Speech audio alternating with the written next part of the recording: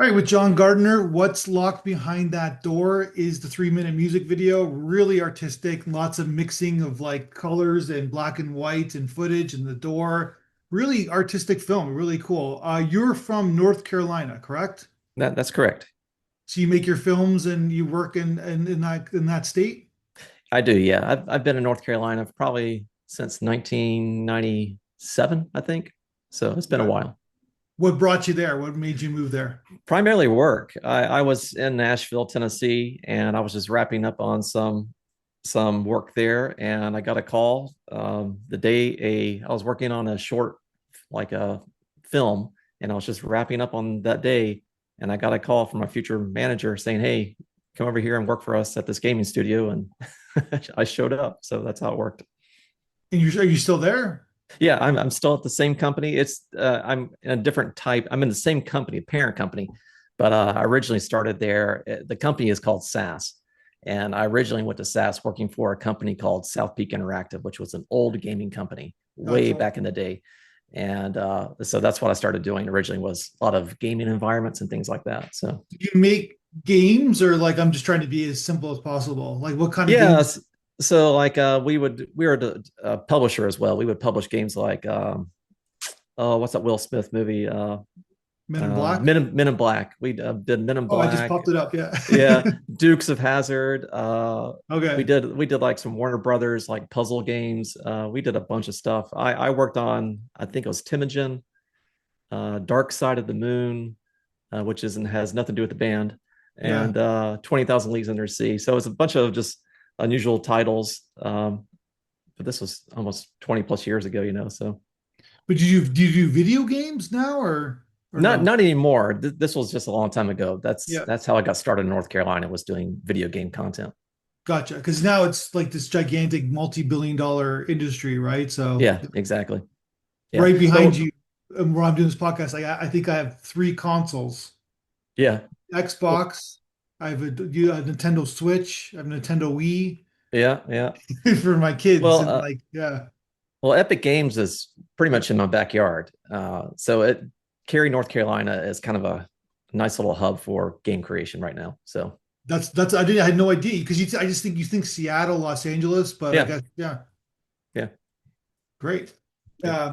Yeah, so it's just like just my kids like, can't get enough of it. They love that stuff. Hmm. All right. So okay, so this music video is from the band Lunavox, That's right? correct. That's So correct. where did you meet Lunavox? Well, I would be the Lunavox. I am the guy. Oh, It okay. was yeah, it was just a side kind of thing. I So you just met him would a long time ago then. it yeah, it's just I just kind of created out of frustration, if anything, just creatively frustrated. I want to do something besides, video content. And so I just started doing it, just recording music and songs. And I had been in bands years and years before. And so I just kind of slowly started picking it back up as my kids got older, when I could have some time to dedicate to it. And so I just kind of started recording things and ideas. And I started messing around with working with themes from, like theatrical type releases, like public domain footage, like The Brain That Wouldn't Die. And so I started just kind of digging into The Brain That Wouldn't Die and certain themes about it that were interesting to me. Mhm. And are you familiar with that movie? The brain that it's from it's funny. I pretty much a film historian, but I don't think I've watched that film before. Yeah, I think it's old 1962 film. Yeah. And it's pretty silly too. It's a B type film. It's kind of a cult kind of film. And essentially there's a woman's decapitated head that's kept in a pan, Okay. and her soon to be husband is trying to keep her alive so he can put her head on another body. So it's a family film then. Yeah, Okay. exactly. Yeah. But it's very campy and silly, and the effects are just typical for that era, and it's just a fun film for that. And so I started just messing around with the dialogue in the film on some music that I was making, and it just kind of evolved into this music video. So Oh wow. Okay. yeah. All right, let's pull the curtain back here. Okay, because there's so many. Is all the footage that you use in the film, like the television shows, the dancing, is that all public domain? Is all public domain stuff All now? public domain. Yeah, I spent I would say months of effort going through public domain footage, What authenticating makes it. it public domain? Like I know there's like there's 100 years usually, Yeah, or there's like so much time goes by, and then you could just go on to some kind of Perilinger archive. I think there's a couple of websites that have collections of archived footage that is public domain. And so I spent months going through and collecting just public domain footage that was just interesting. I didn't necessarily have like specific goal in mind. I said I'm just going to start going through archive footage and see what I find interesting. And I would kind of tag those moments that I found were interesting. I would collect them, and then I was start kind of building a little narrative from those things. And it's like, well, I could use this, and then I could put in some composite. I see that's a good shot for compositing something in. What that might be, I don't know yet. And so it kind of built from there pretty organically. I didn't go into this thinking I'm going to make this video. That's the last thing that was happening. It was very okay. much like testing around and having some fun. So And then how did like when did you kind of like the brain like how did it like kind of pop for you that okay, this is gonna be I'm gonna make a music video. I would say probably about 16 months ago, maybe I was testing around with a lot of AI type technology, Yeah, stable diffusion. Early on, I was using that. It's one of their earlier LLMs for image generation, yeah. but it was very limited. It was at the time, it was I think maybe 500 by 500 pixels. You can get an image, and it was very low resolution. It wasn't suitable for video at the time, but I was testing with it, and I could see the potential of it for creating certain things. And then as soon as Flux was released, I think Black Forest released Flux, and it was substantially more. It was just a huge improvement over Stable Diffusion at the time.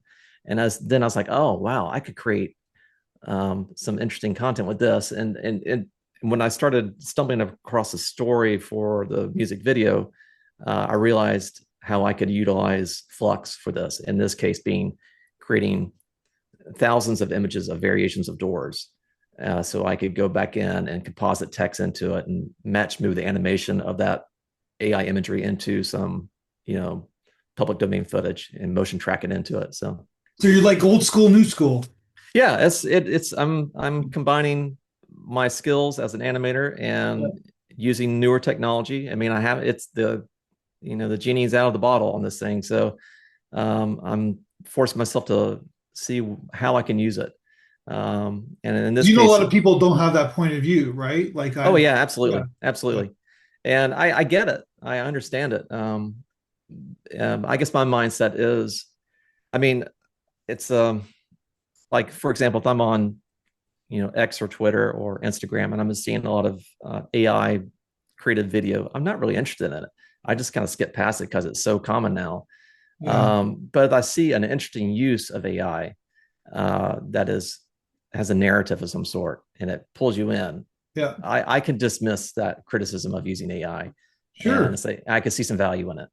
It all And comes down. It all. I'm sorry for interrupting you, but it all comes down to storytelling. It all comes it down really to does. yeah, yeah, It really does. And when you see like, I forget there's a term going around right now about, I think they call it AI slop, and that's it's basically it's just little clips of AI footage of people doing silly things, and it's like, yeah. okay, I've been there, done that, not interested in it. It's just a prompt, so there's no human ingenuity beyond that, when No. it's just a prompt. So But this is like any sort of like evolutionary creation, right? With video, yeah, it's like yeah, like back in the day, it was like all the special effects, and then if there wasn't a story, we don't care, right? exactly, So yeah. yeah, And that was one of the hardest parts too. It wasn't really for me because I don't necessarily consider myself like any kind of storyteller by any means.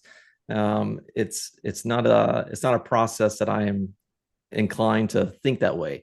I have to stumble through, and it's painful to. It was hard for me to find some kind of narrative to build out of this. Someone that is like a good storyteller, like for example, my wife or something, she could probably make a nice story in an hour or something like that. But it took me months to stumble upon this and put it together. So yeah, so I would say the storytelling element was the hardest part of the whole music video for me, not the that's technical stuff. interesting. Yeah, So nothing is shot. You didn't shoot anything. It's all stuff that you created. But Yeah. did you animate, like there's some animation, did you animate some things in the film? Yeah, so I would take like an image of a door that was created in Flux, and Yeah. I would composite in like a 3D element. One example of that would be there was like a tentacle, black tentacle type element that I animated in Blender. So I Mhm. would have to composite that element over the AI imagery, and then I would have to take that and match move it to the public domain footage, for example. Gotcha. Yeah. And then what kind of like the in terms of the public, I want to get to the theme of your film in a second, but I want to talk about the well, I'm trying to remember what who are these two characters, the one where they pop up a minute in and they're kissing and they're dancing.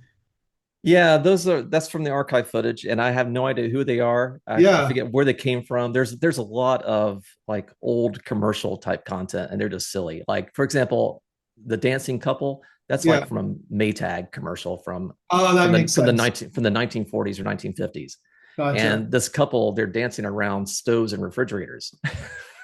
Got, and then you're So using it. That's yeah, amazing. and Yeah. so then I took that footage and I added in a Yeah. door and then tracked and then I cut out the couple dancing and put them over the door. I had to rotoscope that. That was very painful. But so yeah, that's how I incorporated that footage with animation. So Because that's someone's, one would assume that's someone's parent, right? So it'd yeah, be interesting to see. I'm assuming they're not with us anymore, the couple, yeah, and they could be. But yeah. I'm assuming like it would be funny to see if like that's my dad, that's my mom, right? In the you Right. change the context of what they Yep. did. Exactly. Yeah. Yeah. Yeah. And you got the hospital, like I guess that's from, I'm assuming it's from like a television show or something. Yeah, the hospital would be the scene from The Brain That Wouldn't Die. Okay. There's two surgeons, and the surgeons is the father son talking about morality, the morality of how they do their job, of using science to do their job, and the father Mm, is questioning the son about his what he's doing behind the scenes, and this scientist is high in his laboratory away from the hospital.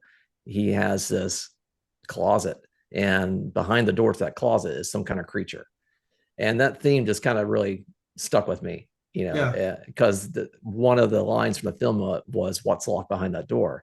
His wife's decapitated head is asking that question, and Yeah. because the scientist didn't reveal to his bride to be what he does with his spare time. He's doing Gotcha. these crazy experiments on people, and so that kind of became the theme for the narrative of the music video was what's locked behind that door. And then I started creating thousands and thousands of these renders of doors and variations of doors, just looking to see what would happen. And I started putting text on it, just a simple emotion. Um, Yeah. and then I would intersperse those doors throughout certain vignettes that would happen throughout the archive footage. So it's like all the kind of human emotions, I guess, right? That Yeah, and yeah. yeah, exactly. What people are hiding, what people are concealing, the emotions they deal with on a daily basis. So yeah, Doubt, die, sin, abuse, cheat, sad, ruin, right? Bitter. I'm yep, just jumping, yeah. yep, Neglect, yep, right? You're yep, saying all like that's what the film's about, right? It's about like what's in our psyche. What are we yep, bearing, I guess, exactly. It's yeah, the struggle of being a person, a basically. human being. Yeah, Yeah, for us, right? yep, yep, But yeah, it's 100% because we all and they're also secrets, right? We all kind of carry secrets, some sort of secret. yep, Yeah. absolutely. Nobody knows, nobody will ever know somebody completely, I guess. That's right. Right. Yeah. So you kind of jumped on that theme and then it's like there's all these doors and like, yeah, it's really cool. And this, of course, the song is your narrative, right? So you kind of, Exactly. I'm assuming you knew it was always going to be 3 minutes and 38 seconds. I did, yeah. And the song came first, of course, Yeah. and I guess that was one of the nice things about using my own music for this was that if I needed to, I could go back and redo something. But I really wanted to avoid that. I wanted to use the song as it was, because I actually recorded the song with the intention of using content from that movie. I Mhm. just thought it was kind of creepy, and the music was kind of dark and creepy in a way too. So it just matched, and I didn't want to change it. And so I forced myself to work with the song as it was, and to match it visually. So I would, intentionally make things black and white in a lot of cases. Would use color when the song would, like for example, when the couple's dancing. It's one of the more lighthearted moments of the song, Yeah. and so I was like, okay, I really need to break away from the door themes in that area and negative type words and emotions and show something kind of happy. And so they're dancing, and then the door themes change in that part too. They're more positive words like choice, peace, things like that.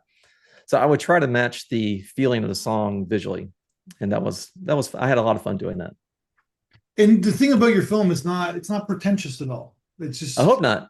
yeah, it's a fine line. Like meaning that like you're not trying to teach us anything. It's just that this is the human psyche and enjoy the fun, enjoy the ride. Yeah, I'm glad you brought that up too, because early on, I it kind of started out being that. It was like, well, I want to talk about something, and it probably started out kind of being pretentious. And Sure. then as I was watching the early tests, the early playbacks, it's like ugh, no one's not going to really care about what I think. This should be something that's kind of open.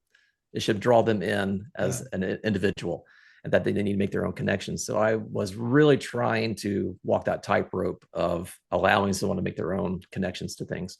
Yeah. And yeah, so That's filmmaking. Like nobody wants to be told what to think or yeah, feel, right? Yeah. exactly. And like I said, it's experimental enough that it basically meaning that yeah, people will come up with their own kind of interpretation. Our conversation about the human psyche, someone's going to come up with something different, right? So Exactly. Yeah, yeah, they could be as very literal, like sure. all right, it's like some doors, there's creepy things behind the door, right? Yeah, So yeah, exactly. yeah, I think there are moments of being pretty direct with a yeah. message in some cases, but I think about 75% of it is pretty open to interpretation, I'm guessing.